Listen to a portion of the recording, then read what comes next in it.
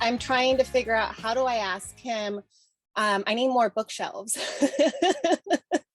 And so I'm like, we only have like 3 floating ones, and then our nightstands are actually bookshelves because our bed's taller. So it's like and so I was like, okay, I have like this many books in our room. Like, how can I convince him to add more? Yeah. Yeah. I love that though. You always need more bookshelves. If you don't need new bookshelves, what are you doing with your life? That means you're not reading enough. Right. Well, I mean, I've turned into a digital book whore. Like, people will advertise it's free, and even if I don't know the book, I'll go get it for free on Amazon, just because I'm like, I have to have that digital book. And I even had to look up how many books can my Kindle hold, because I was like, what if I run out of space? But basically I shouldn't, is what I'm understanding. Like, with my paperweight, I should not run out. There's there's more than enough room. So that's what somebody said online. So who knows? I do all the free books too. Like, I have so many. Oh yeah. And then I send them to everyone. I'm like, this is free. Yeah. I love that. I love getting, it's like, oh yay, more free books. Right. And like, will we ever read half of them? Well, that's something I was going to bring up. Can people please stop releasing books? Like, I'm so overwhelmed right now. There's been so many people advertising books right now and then like all these new beginning of series books are coming out, and I'm like, what? I don't have enough time to read all these books, and my TBR is just being it's just too big that I'm feeling so stressed out right now. I'm like, can you just stop? Can the world stop with the books? The book world just stop for like 2 months? Like, no, I'm the opposite. I'm like, it's like the refrigerator. It's like my refrigerator's full, but I have nothing to eat half the time. Like, yeah, that's how I'm a big DNFer, so I'll go through books like this. I don't know. I'm in a weird book place right now where I'm so picky. It's bad. I didn't used to be like this. I don't know what happened. I wasn't either. We turned into bookstagrammers and we became picky.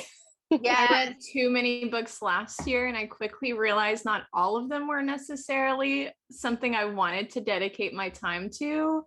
Right. So in 2021, I made more of a goal to be more selective about what I was reading and kind of vetting them out a little bit more. So not necessarily by reviews, because reviews aren't always like the best judge of character, because everyone's so individualized with their tastes, but going through and like looking at bookstagrams that I trust, and just like whether it's an author that I know, or if it's a new author, is it worth taking a chance on? Because it probably is at least worth reading the first book just to see if their writing style matches what you favor. Yeah. So, but yeah, no, I definitely had that trouble too, because I read 650 books in 2020, and then I was like, I can't, like, that's so much time. Could you imagine how? And I'm not even going to lie, that's 650 new books. That's not what I reread, aka Hannaford Prep 37 times. So those were all new books that I had read. Wow. So. You didn't count your rereads? Oh, I didn't count rereads. Oh, I unmark and like remark every time I reread. That's I can't genius. imagine how many you read. That's so much. I'm a slow reader, and so I don't DNF. I just, if I get to a book and I'm like, I'm not feeling it, I just scan through it really fast, and I go, okay, like, and I'll pick like paragraphs here and there to read, because I have to know usually the storyline I just don't like the writing, or the author's not doing a good job, so I'm like, I'm just gonna skip through it. Okay, I see what happens, good. But I do have a couple I started last year that they were all series, and about book 3 I get burnt out. So there's like a couple that, like, it's the middle of book 3 that the pause that I'm about to just get rid of, so I have more room on my KU. Yeah, luckily it went up to 20 books though, which I didn't know that, and then all of a sudden I added a book, and usually it asks you to get rid of a book, and I'm like, it let me, and I'm like, okay, and so I kept doing it. I'm like, how many books do I get? Oh yeah, I remember being it's a hard decision on what's going back, like what's not gonna stay in your library. It's like Sophie's Choice. It's too hard. I I don't want to have to put something back, especially if it's something that I downloaded because I'm like, oh, I'm going to read this. Yes. And you don't want to TBR it. You want to put it on there because you want to just go ahead and read it and then you know, or do. Yeah. Yes. Yeah. Well, I screenshot it. I'll go on my phone and I'll screenshot my library. So I remember what book it is that I was like, I didn't get to it yet. And then I'll get the one that I really want to read and put it on there. But now I don't have to, because I think I have like 15 now in there. So I still have space, but I'm being more selective because I don't want to pile it up with all these new books coming out and, you know, yes, not have enough room and have to do Sophie's Choice. Well, I like to do the sample thing. So I have all the samples floating around. So I'm like reminded too, if I don't want to put it like into, if I'm not ready to commit just I yet. hate having samples in my library. It doesn't label it as a sample sometimes, right? Like I feel like I'll start and I'm like, oh, that was a sample. And I was doing samples for a while and I liked it because then I would know after that first chapter if I was really intrigued or not. But then I basically, every book I would still want to read because I couldn't. Yeah. Because I'm like, that wasn't enough. That wasn't enough to know if this is going to be worth reading. I'm going to need to download the whole book. Exactly. Yeah. For me, it's just like a reminder, like, hey, I want this. It's like the next step above my Amazon TBR is to have like the like I'll click samples and then it'll be like, that's like my TBR, like my special TBR, like can't forget this book TBR. Well, yeah. And I have a list too, a books to read list. And then I have on my Instagram, I have a saved one of ones I see people post about that's like a TBR list.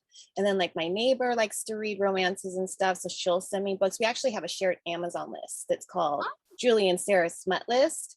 And we just like, when we read a book, we'll put it in there and be like, this was good. And so like, it's just, there's so many, it's over. That's why I need like everyone to slow down so I can like catch up on all of this. But I mean, if that's my complaint right now is that there's too many books to read, I guess like everything's pretty good. Oh yeah.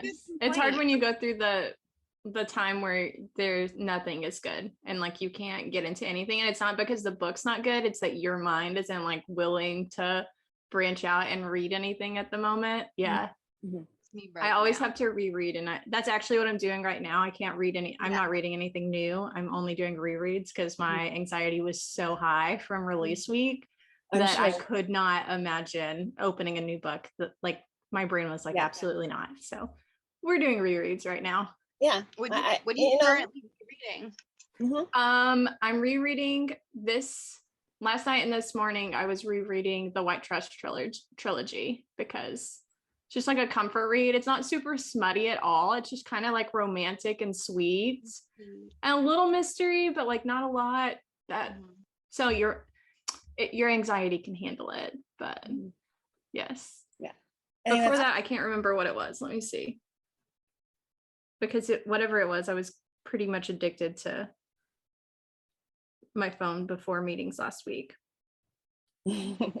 Oh, actually, I reread Punk 57 and Babe by Angel Lawson and Melissa Adams.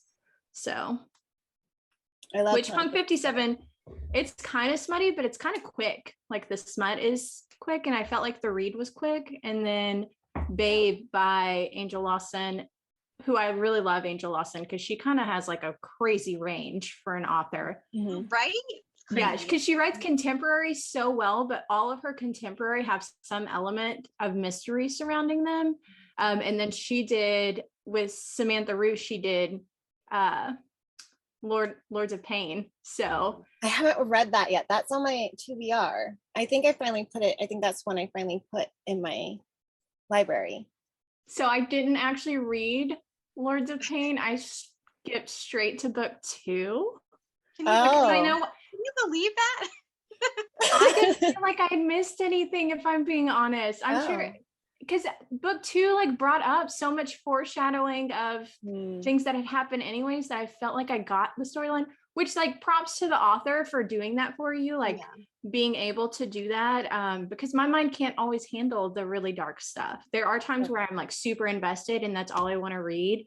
But I thought it was really well done, the fact that I could go to book 2 and still feel like I got a really good picture of the characters. So, but anyways, Babe is actually a standalone. It's not dark. It's like summer and a small town, beach town situation, and it's RH. So it's I really liked it. For being a standalone, it did okay at the whole character development, which is super hard. So yeah.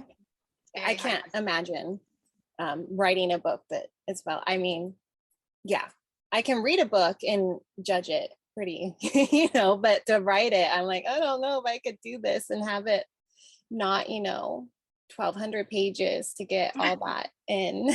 Oh yeah. Yeah. Okay. Well, all right. So hard with, you know, multiple relationships in a standalone, like, yeah, props to the people who do it well. Yes.